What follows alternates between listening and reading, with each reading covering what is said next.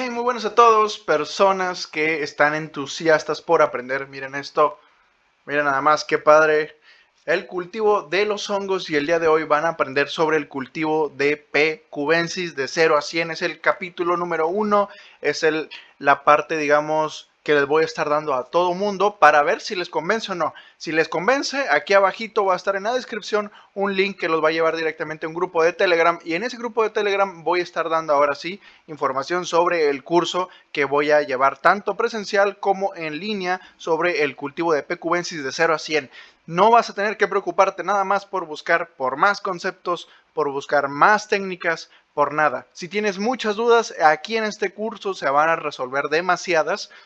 Y claro, no digo que a lo mejor sepa todo sobre las nuevas técnicas que están saliendo, porque cada día, cada mes, cada año van a salir nuevos conocimientos sobre el cultivo de hongos y nuevas posibilidades que se abren al mundo. Entonces, siempre voy a tratar de hacer que todo esto sea totalmente actualizado, y créanme que van a aprender demasiado. Si eres una persona que está llegando acá y quiere aprender sobre el cultivo de los hongos de P. cubensis, bueno, es un gran temario que voy a tener en este curso.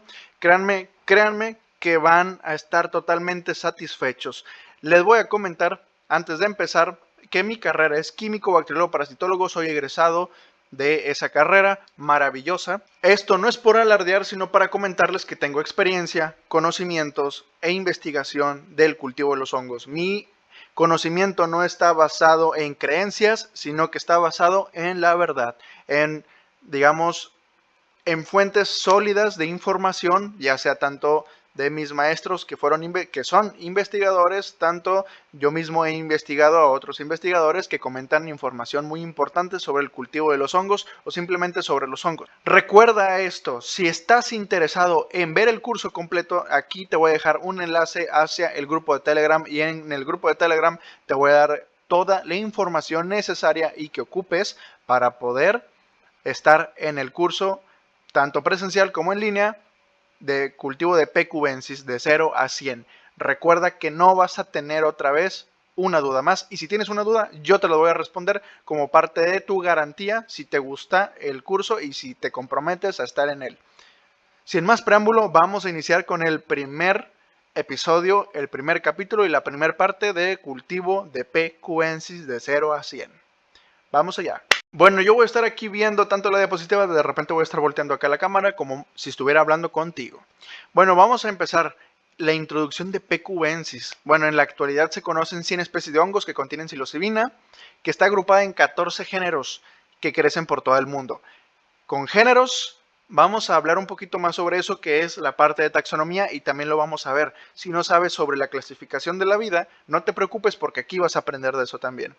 Estos hongos contienen alcaloides, esa es lo principal, y un alcaloide prácticamente es una molécula que es una toxina que está hecha para que las personas y animales se les haga amargo y se les haga desagradable, tengan reacciones alérgicas y demás. ¿Qué es lo que sucede? Que estas cosas que son los alcaloides, inclusive lo podemos encontrar en los peyotes, como es la mescalina, bueno, en los demás cactus también, y de muchos otros alcaloides que existen en la naturaleza, pero los principales que vamos a tener aquí en los cultivos de este tipo de hongos son la psilocibina y la psilocina. Químicamente, la psilocibina es 4-fosforiloxi N,N dimetiltriptamina. Escuchen bien, dimetiltriptamina, similar a otras moléculas como lo es el DMT. La psilocibina es 4-hidroxi N,N dimetiltriptamina. Entonces, vamos a ver, estamos aquí, esta es una imagen aquí tenemos la psilocibina, la psilocina y la serotonina.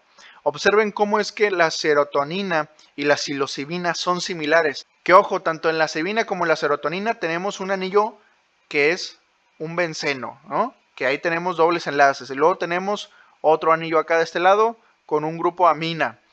Está muy interesante, pero químicamente, aunque se parezca, realmente aunque tenga un carbono de un lado, un oxígeno del otro, y que estén cambiados simplemente con ese cambio, es completamente distinto. No significa que sean iguales la serotonina y la psilocibina. No confundan, por favor, porque son cosas completamente distintas.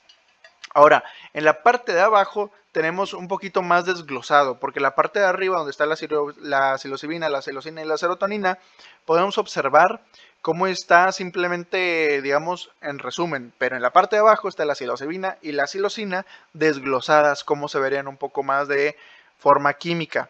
Esta es una gráfica orientativa de los hongos con más contenido de alcaloides. Como podemos observar, si es que ustedes están buscando experiencias más locas, el psilocybe azurescens es el psilocibe que más cantidad de psilocibina, psilocina y baeocistina contiene. Entonces, digamos que ese es el punto máximo. Es un hongo que es complicado, no es tan común, pero bueno, en este curso solamente vamos a aprender sobre psilocibe cubensis, que si se dan cuenta es el cuarto hongo de los más potentes, ¿ok? No es el primero, sino que es el cuarto. Ahora imagínate, si en psilocibe cubensis se pueden hacer unas locuras de hongos que son muchísimo más potentes, ¿cómo podríamos sacar cepas muchísimo más potentes con psilocibe azurescens? Sería una locura. Ahora, psilocibe azurensis, psilocibe baeocystis, psilocibe lo que sea, y psilocibe cubensis son especies, no son variedades. Es una cosa muy distinta. Y ahorita en taxonomía lo vamos a ver un poco más. Ahora muy bien, en cuanto a dosis, esto le pueden tomar foto, le pueden tomar ahí un screenshot, lo pueden anotar como ustedes gusten. Esta de aquí es una tabla básicamente orientativa. Esto realmente, digamos que para una persona común, normal, dentro del promedio, que no sé cuál es el promedio aquí en este caso, pero me imagino, digamos, dentro de los rangos promedios mundiales, está esta tabla, ¿no? Nos podemos basar en eso, sí, pero no es, digamos, cierto. Esta tabla lo que hace es que, por ejemplo, el efecto suave es de 0.25 gramos a 1 gramo, es un rango tal cual. No podemos decir que dentro de ese rango vas a tener simplemente un efecto suave, porque va a depender de tu índice de masa corporal y pues de tu tamaño y peso y demás, ¿no? Además de la resistencia que hayas tenido a lo mejor a otras dosis similares o mayores que hayas tenido. Recordemos que la psilocibina genera una resistencia en el cerebro, por lo tanto, si consumes, por ejemplo, dosis medias durante un mes, pues a lo mejor ya no te van a hacer el mismo efecto y vas a ocupar fuertes. Entonces, la psilocibina genera esta resistencia y pues es por eso que no podemos decir exactamente que para todas las personas esta tabla de aquí se cumpla. Por ende, yo te recomiendo mejor que te vayas a una calculadora genética, perdón, una calculadora de peso, índice de masa corporal para poder saber cuál es tu dosis. Una de esas calculadoras la tengo aquí al final de este curso. Entonces, bueno, pero bueno, en promedio, para saber la dosis con hongos frescos, basta con multiplicar por 10 la cantidad de hongos, es decir, la proporción es 1 a 10. Ocupas 10 gramos de hongos frescos para poder consumir el equivalente a 1 gramo de hongos secos. Bueno, vamos a hablar un poco de la prohibición. Resulta que la psilocibina y los hongos fue prohibida en Estados Unidos en 1968 y prácticamente en el resto del mundo en 1970. Recordemos que Estados Unidos es un país muy influyente que a base de opresión ha hecho que, digamos, este sea el único país privilegiado del mundo y así lo creen ellos. Pero bueno, y como son un país que tiene mucho peso, pues dijeron, ¿saben qué? Vamos a poner estos hongos porque no me gusta el movimiento hippie, no me gusta que haya tanta paz, quiero que la gente apoye la guerra, vamos a prohibir todo esto, ¿no? Entonces, digo, es un país bélico, no le conviene que haya tantos hippies y pacifistas haciendo la paz mundial por ahí. ¿Qué es lo que sucede? Pues que en 1970 prácticamente la firma por la mayoría de los países del mundo del Tratado de Viena lo coloca en este mismo tratado en las sustancias psicoactivas, donde prácticamente se clasifica dentro de la lista 1 como tóxico sin ningún valor científico ni terapéutico, cuando realmente sí lo tiene. Tiene valor tanto científico como terapéutico. Y esto es algo muy importante porque se pueden tratar algunas enfermedades mentales en el cuerpo humano gracias a estos hongos. Que ojo, es una alternativa, no es la única, pero sí ha habido en los estudios que de hecho aquí tengo en este mismo curso, Son estudios donde indica que sí disminuye tanto la adicción a algunas drogas como el alcohol, el tabaquismo y demás, una disminución de la depresión y otras cosas, ¿no? Claro, con su medida, claro, con estudios psicológicos y psiquiátricos, pero no se puede uno automedicar, por ejemplo, este tipo de hongos porque también tiene contradicciones médicas. Que ojo, en este mismo curso hablamos sobre eso, sobre los pros y los contras de consumir, los estudios que se han hecho hasta que se detuvieron gracias a este tratado donde fueron colocados en el Tratado de Viena y pues lamentable, ¿no? Ya no se siguió la investigación porque obviamente, posiblemente esto es una teoría de conspiración, posiblemente allá arriba no conviene, ¿no? No se sabe realmente a ciencia cierta, pero por ahora es una especulación no nada más mía, sino también de muchas otras personas.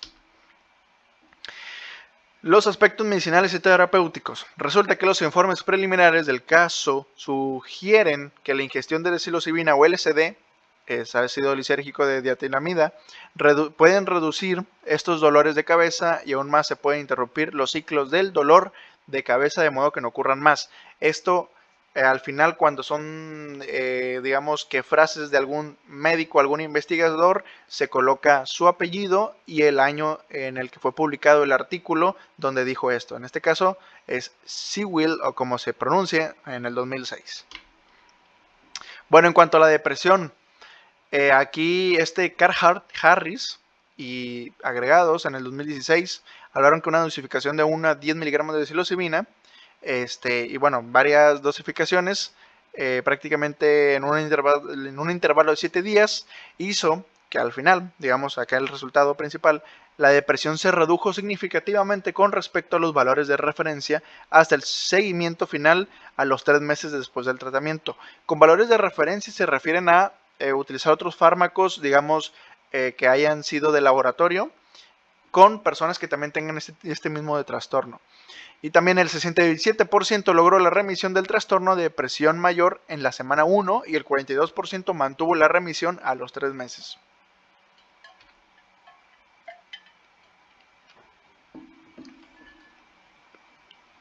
También, como lo había mencionado, adicciones por sustancias, que es el tabaco, por sustancias como lo es el alcohol, desorden obsesivo compulsivo. Esto es súper importante. Digo, lastimosamente se ha catalogado a los hongos alucinógenos como pues prácticamente algo negativo cuando podría ser algo muy muy positivo. Claro que tienen sus contraindicaciones médicas.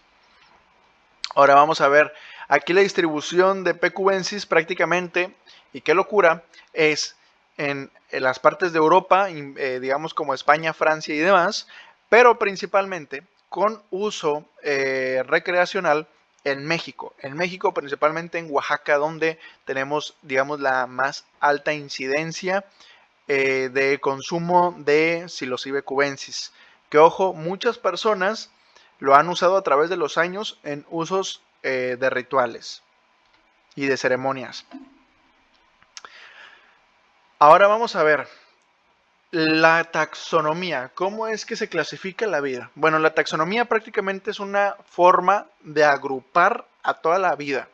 Desde la característica más pequeña y grande, tanto la característica pues más molecular, ¿no? Es decir, la clasificación, la taxonomía, se basa tanto en características físicas como químicas. ¿Qué se parece a qué, no? Ahora bien, se parecen, pero imagínate, y si no son lo mismo, o si no son similares, o si no son algo muy cercano, pues bueno, para eso existen estudios moleculares donde se sabe a ciencia cierta dónde pueden ir clasificados en qué lugar. Entonces, aquí tenemos lo más grande, que es el dominio, que son 3 dominios, que es eucaria, bacteria y arquea. Las arqueas son las primeras bacterias, entre comillas, mejor dicho, los principales microorganismos vivos que existieron en este planeta. Son como bacterias, no son bacterias, son arqueas, son muy similares a las bacterias porque están así chiquitas y muy muy pequeñas, pero no lo son, son arqueas y crecen en lugares muy calientes en el fondo marino. Luego siguen el el dominio bacteria y bacteria prácticamente son los microorganismos nuevos, todo lo que tiene que ver con bacterias, pero existe el otro reino mayor y masivo que es Eucaria. Y en Eucaria estamos todos los seres vivos eucariotas. Recordemos, procariota es una célula que no tiene un núcleo definido y eucariota es una célula con un núcleo definido como toda la mayoría de los seres vivos. Es decir, todos los mamíferos, todos los peces, todos los animales que podemos conocer, inclusive las plantas, hongos y protozoarios, algas y demás. Después siguen los reinos, que en los reinos tenemos Animalia, Fungi, Protista y todos los demás reinos. Y en especial nos vamos a enfocar en el reino Fungi en este curso, obviamente porque vamos a hablar de hongos. Los hongos también son parte de Eucaria y de hecho los hongos son muy similares a nosotros. Son similares porque también son heterótrofos. Es decir, que ocupan un alimento externo a ellos. Ellos no pueden producir su propio alimento como lo harían las plantas o las cianobacterias también. Esto es algo muy interesante. Después del reino sigue un filo o una división. Después del filo o división sigue una clase, luego un orden y luego una familia. Y en la familia tenemos cosas muy interesantes. Yo que soy más conocedor de plantas, por ejemplo, la familia Cactaceae o Cactaceae, como se escribe, es una familia donde contiene un montón de géneros. ¿Y cuántos géneros hay? Pues hay muchos. Y cada género tiene una lista, ya sea pequeña o grande, de diferentes especies. Entonces, digamos que el eslabón más pequeño dentro de la taxonomía en general es la especie. Una especie, por ejemplo, Psilocybe cubensis. Psilocybe, en este caso sería el género Psilocybe, de una familia y está dentro de un orden y posiblemente de un superorden, una subclase y luego una clase, una superclase, quizá un filo, superfilo, o una tribu y luego un reino, subreino y luego está el dominio. Entonces, digamos que no solamente se queda en esta pequeña clasificación. Esto de aquí es un resumen de cómo está acomodada la vida. Pero realmente la taxonomía es algo muchísimo más complejo. Esto solamente es para que cualquier persona lo pueda entender. Ahora, especies, Psilocybe arborescens, Psilocybe cubensis, Psilocybe biocystis, son 3 especies distintas. Y en Psilocybe cubensis tenemos variedades y tenemos cepas o tenemos un montón de cosas más que se pueden clasificar. Por ejemplo, podemos clasificar razas, variedades, cultivares, subespecies y demás. Una subespecie es distinto a una variedad, ojo, pero también hay localidades, es decir, podemos tener, esto sucede en los cactus hagan de cuenta que tenemos un Lophophora williamsi, un peyote común y corriente de la especie Lophophora williamsis, y Lophophora williamsis a lo mejor crece en todo Nuevo León y todo Coahuila y San Luis Potosí, pero quizá el Lophophora williamsis de Coahuila se parece un poco al de Nuevo León, porque el de Nuevo León es distinto. Tiene a lo mejor la flor amarilla, o la flor blanca, o la flor rosa. Entonces, sigue siendo la misma especie porque genéticamente es lo mismo, pero al estar separado de diferentes localidades, pues genera digamos, un endemismo, una diferencia característica distinta a la de las otras especies. Esto quiere decir que esa especie, esa subespecie a lo mejor, o simplemente especie, Lophophora williamsi, en una localidad pequeña cambia. Entonces ya no tenemos Lophophora williamsi, ahora tenemos Lophophora menchaca, pero menchaca entre comillas, porque realmente no es una especie, es una localidad, ¿ok? Entonces, localidad menchaca, localidad no sé qué, localidad lagunilla, localidad lo que sea. Esto no sé, como no tengo un estudio así tan grande de los hongos en naturaleza, no puedo decir si hay una localidad de lo que son las Psilocybe cubensis, pero posiblemente lo haya en otros psilocybes o simplemente en otros hongos. Ahora, la clasificación de los hongos. Bueno, las divisiones son los Chytridiomycota, que son hongos muy interesantes, de verdad. Todos los hongos en general son muy interesantes. Los Zygomycota, que son hongos muy comunes, los Ascomycota, que también son hongos súper amplios. Aquí podemos encontrar muchos hongos también muy interesantes, muy padres. Es que no les puedo decir que ningún hongo puede ser interesante porque todos lo son. Los Basidiomycota, que es donde se encuentran los macrohongos, prácticamente aquí, bueno, también los Ascomycota son macrohongos algunos, pero los Basidiomycota tienden a ser los más comunes. Aquí están los champiñones, los psilocibes, el estereotipo común de un hongo, ¿no? Sombrerito y un tallo, y ahí está. Y los Deuteromycota. Ahora bien, ¿qué son los hongos? Prácticamente los hongos pueden ser tanto microscópicos, individualistas, como por ejemplo en este caso las levaduras, que ojo, también hay levaduras que son dimórficas, es decir, hay veces que son levaduras y luego por cambios de temperatura comienzan a hacer un micelio. El micelio es la estructura, digamos, común del hongo. El hongo como tal es el micelio. Lo que estamos viendo aquí en su mayoría, las cositas que salen, o sea, el champiñón, estos cosas naranjas que están viendo aquí en la imagen, prácticamente eso es la estructura de fructificación que va a soltar las esporas, ¿ok? O sea, hay muchas formas en las que pueden crecer, tanto microscópicas como lo podrán observar, como macroscópicas en el caso del champiñón, en el caso de los cordyceps y pues también en el caso de un brazo humano que ahí crece ahí medio raro. La verdad es que me da cosa verlo, me estoy pegando porque me está dando cosa verlo, pero bueno. También los hongos son maravillosos porque algunos generan simbiosis con las plantas, otros atacan a las plantas y otros generan simbiosis con las plantas para protegerlas a ellas y hacer que otros hongos que atacan a las plantas no lleguen a atacarlas. O sea, una cosa loca.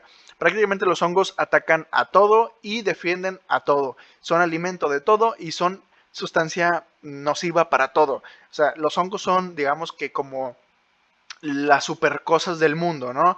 Es una maravilla porque como lo estamos clasificando a nivel familia, los hongos son todo y son para todo y para contra todo. Entonces es una locura, una muy gran locura. Los hongos son una maravilla, créanme.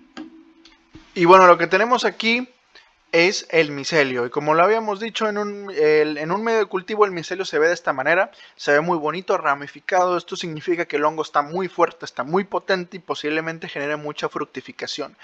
Y en los hongos se clasifican por sus tipos de hifas entre septados y cenocíticos. Los septados tienen septos, que septo es una división entre célula y célula.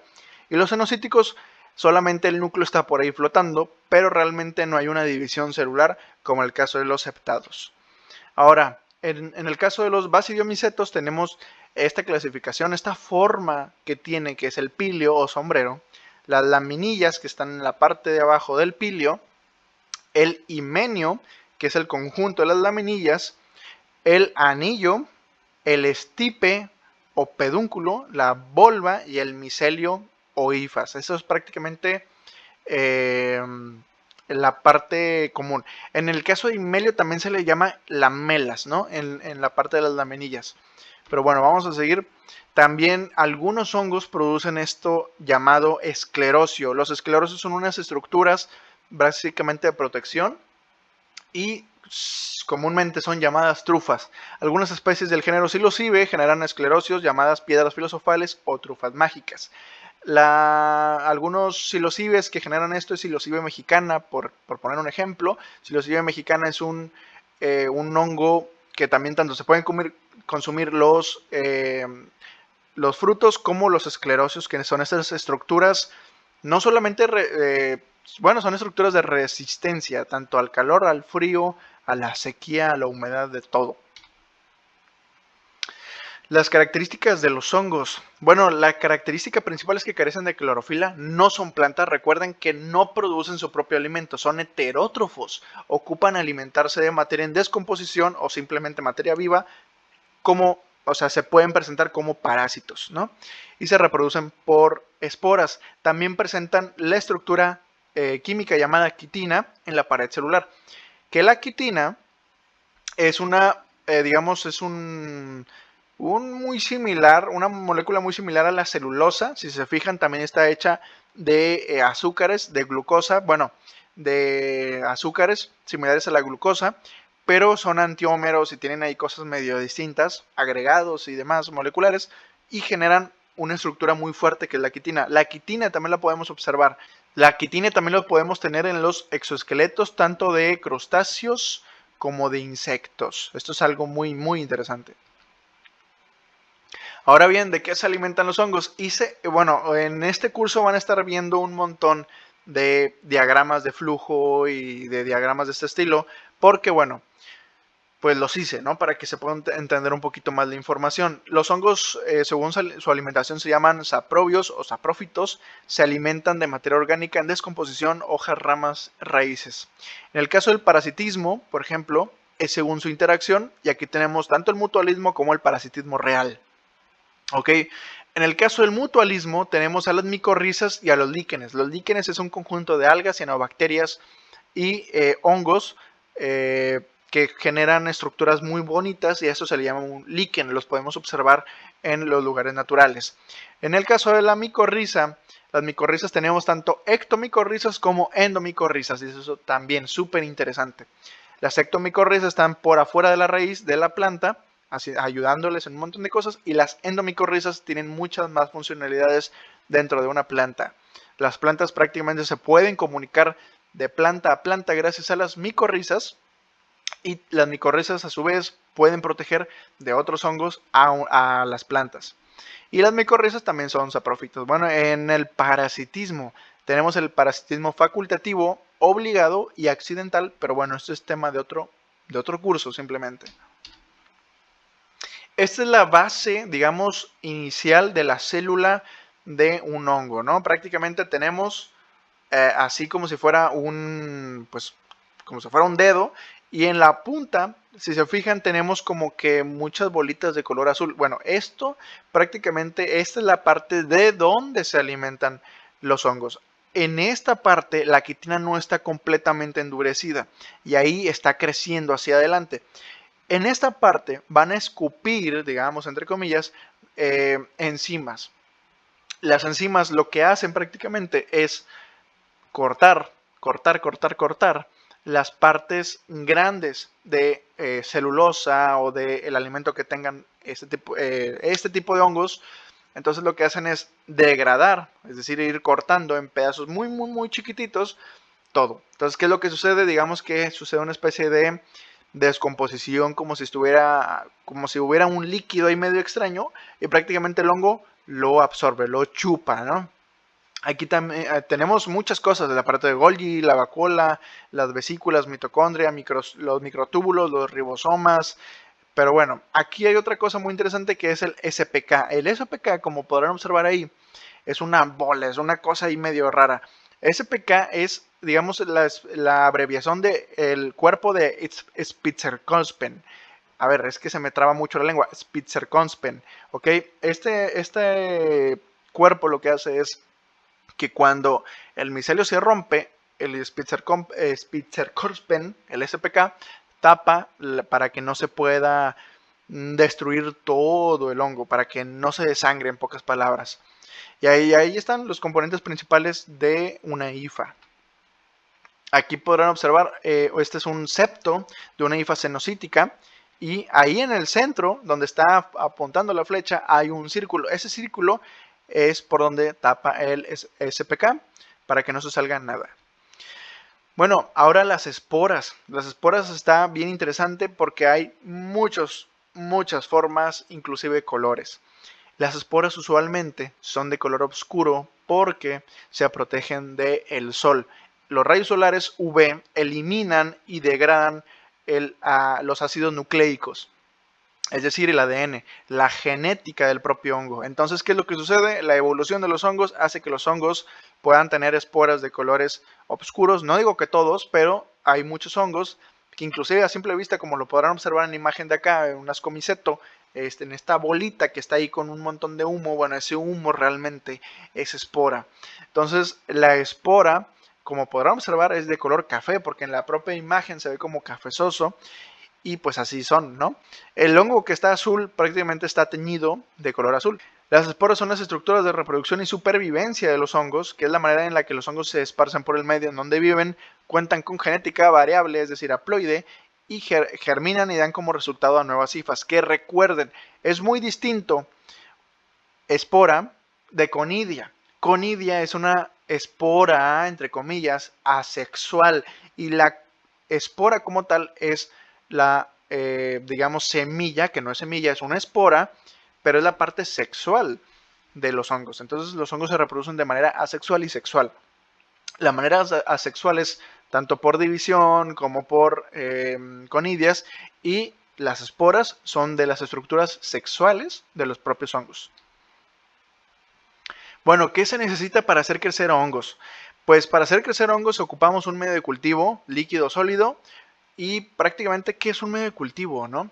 Un medio de cultivo lo vamos a ver un poco más adelante, y para qué se usa y para qué sirve. Pues prácticamente es el lugar donde va a crecer nuestro microorganismo o nuestro organismo grande, en este caso el micelio. El micelio va a crecer en un líquido, digamos en un caldo, donde contenga, o tanto un sólido como un caldo, donde contenga todos los nutrientes necesarios para que ese hongo crezca. Y son los nutrientes necesarios mínimos o máximos para que ese mismo hongo crezca. Ahora bien, ¿cómo vamos a hacer la reproducción de P. cubensis? Bueno, existe la reproducción por esporas, la transferencia y grano a grano, que es G2G. Claro que hay más formas, digamos, de hacer una reproducción, pero esta es como que la base. De aquí se van a derivar más y lo vamos a ver más adelante en el curso. A ver, grandes micólogos, hasta aquí es la primer parte de este hermoso curso, que es totalmente gratuito. Recuerden, aquí abajito va a estar el link para ir al curso completo, porque vienen grandes cosas. Vamos a ver la introducción a la esterilización. De hecho, aquí vengo pasándome muchas cosas más. Las áreas de trabajo que podemos utilizar, tanto caseras como las que se utilizan en los laboratorios. También vamos a hablar sobre los medios de cultivo de hongos que podemos crear nosotros mismos en nuestro propio hogar sin necesidad de un montón de cosas. Algunas soluciones que podemos encontrar para el cultivo de los hongos. El agar que se puede utilizar y cómo hacerlo. Las alternativas líquidas, es decir, los caldos nutritivos. Buenas prácticas de laboratorio. Bioseguridad. Vamos a hablar de micotoxinas también. La obtención de esporas. El mejoramiento genético. Y selección de cepas, ¿por qué no? La preparación del grano donde va a crecer nuestro hongo. Vamos a hablar también de la clonación. Vamos a hablar de la transferencia, de los tipos de sustrato. Vamos a dar paso a la fructificación, las formas de cultivo, la reproducción de los hongos para poder hacer las esporas, otras alternativas, la senescencia, plagas y enfermedades de los hongos, contaminaciones comunes, cobweb, overlay, y las cepas que hay para que ustedes puedan aprender. Y bueno, a mí se me terminó la memoria de la cámara, pero no le hace, porque ustedes van a aprender demasiado. Créanme que ocupan estar en este curso. Esto que les di ahorita fue resumido, fue rápido para que la pila de mi cámara no se quite, y ahora lo que se quitó fue la memoria, pero no le hace. Ustedes van a aprender demasiado, créanme, les va a gustar el curso. Y además les voy a resolver las dudas post curso y les voy a dar seguimiento a todos sus proyectos.